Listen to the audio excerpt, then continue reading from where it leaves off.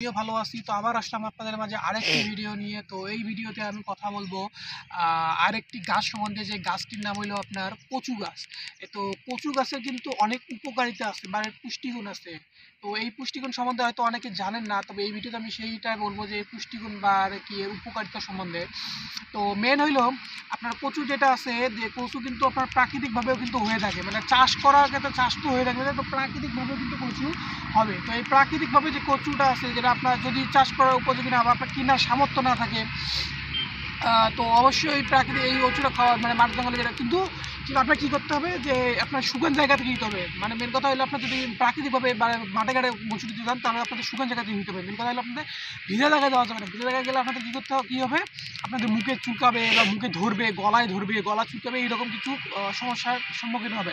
তো এই জন্য আপনাদের কী করতে হবে, অবশ্যই আপনাদের শূন্য জায়গা থেকে নিতে হবে এবং পরিষ্কার জায়গা থেকে নিতে হবে। তার সাথে সাথে আপনাদের পরিষ্কার কচু দিতে হবে। মেন কথা হলো কোনো রোগবালাই কচু পাতা নেওয়া যাবে না, কচু দেওয়া সেখান থেকে নেওয়া যাবে না। হ্যাঁ, পরিষ্কার নিতে হবে। তো আমরা এই যখন এর উপকারিতা অনেক আছে, আমরা তো জানি যে কচুর অনেক উপকারিতা। তো কী কী উপকারিতা সেটা আমি ভিডিওতে বলতেছি।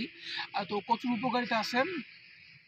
তো কচু শাকে প্রচুর পরিমাণে ভিটামিন এ আছে। হ্যাঁ, তো এই ভিটামিন এ থাকার কারণে কিন্তু রাতকানা রোগ প্রতিরোধে কিন্তু এটা অত্যন্ত উপকারী একটা আর কি সবজি বলা যায়।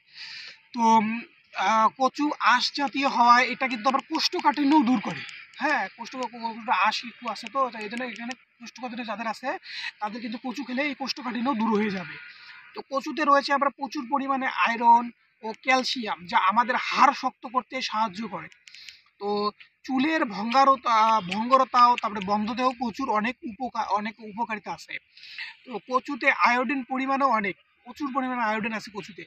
তো যাদের গ্যাস্ট্রিক বা অ্যাসিডিটি রয়েছে তাদের জন্য কচু অনেক উপকারী। তো কচুর লতিতে চিনির পরিমাণ কম থাকায় ডায়াবেটিস আক্রান্ত রোগী নিশ্চিন্তে খেতে পারেন এটা। হ্যাঁ, তো এইগুলো আপনার কচুর উপকারিতা। তো ভাবেন একটা প্রাকৃতিক একটা সবজি, যেটা আল্লাহ প্রদত্ত, কোনো আলাদাভাবে খরচ করতে হয় না, এখানে সার প্রয়োগ করতে হয় না, এটা বীজ প্রয়োগ করা যায় না, লাগে না, তারপরে ফসল তৈরি করা যায় না, লাগে না, তারপরে আপনার পানি প্রয়োগ কিছুই লাগে না। তাও এর মধ্যে এত আপনাদের গ্যাস্ট্রিক, অ্যালসিডিটি, তারপরে আপনার রাতকানা রোগ, কোষ্ঠকাঠিন্য, তারপরে হলো আপনার এগুলো আর কি রোগ আপনাদের দমন করতেছে। তো অবশ্যই আপনারা বেশি বেশি করে কচু খাবেন এবং আপনাদের বাসায় যেসব আজকে বৃদ্ধ আছে, তারপরে আপনার ছোটো বাচ্চা, এদের কিন্তু রোগ প্রতিরোধ ক্ষমতা কিন্তু খুব কম আমাদের তুলনায়। মানে যারা প্রাপ্তবয়স্ক তাদের চেয়ে মানে হলো মধ্যবয়স্ক তাদের চেয়ে কিন্তু প্রাপ্তবয়স্ক এবং ছোট বাচ্চাদের কিন্তু রোগ প্রতিরোধ খুবই কম থাকে। এর জন্য আপনাদের কি করবো, প্রতিনিয়ত না হইলে আপনাদের সপ্তাহে 2 থেকে 3 দিন তাদেরকে কচু খাওয়াবো। তাদেরকে যদি কচু খাওয়াই, তাহলে তারা কিন্তু খুব তাড়াতাড়ি রোগ প্রতিরোধ ক্ষমতা বাড়াইবে।